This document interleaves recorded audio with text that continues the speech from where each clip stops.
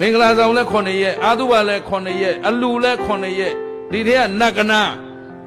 ပြီးရောတရက်မှအတန်တိတ်တဲ့ချိန်မရှိဘူးမယမ်းပဓာတိုင်းပြီဆွန်းလောင်းတဲ့ရလဲဆွန်းလောင်းမှမို့လို့တဲ့အော်နေတာဗျာတညာလုံးမအိပ်ရဘူးလောင်းမှလားကိုယ့်ဟာကိုတိတ်တိတ်ဆိတ်ဆိတ်ဘိုးရင်းကြီးပဲအဲ့ဒါဘာလဲဆိုအသိဉာဏ်ကင်းမဲ့သူတို့တိုင်းပြည်တွေမှာသွားကြည့်လိုက်တိုးတက်နေတဲ့တိုင်းပြည်ဘာတမ်းမကြောက်ငြိမ်းနေတာတယောက်ကိုကြောင့်သူများအနှောက်အယှက်လုံးဝဖြစ်စေရနှမျိုးရှိတယ်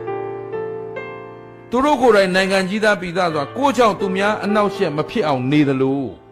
သူများကြောင့်လည်းကိုယ့်ကိုလုံးဝအနှောက်အယှက်မခံဘူးဘယ်လိုတရားတွေတနိုင်ငံလုံးအရေးပေါ်လိုက်ပြီးနှိုးနေရတဲ့အချိန်ရှိတယ်အခုနောက်ပိုင်းဦးဇင်းကတချို့ကပြောတယ်တိတ်မပြောတော့ဘူးနော်တဲ့အေးမလို့အပ်ဘူးလို့သူ့လူနဲ့သူထူထောင်နေပြီငါပြောစရာမလိုလိုတဲ့အချိန်တော့ပြောခဲ့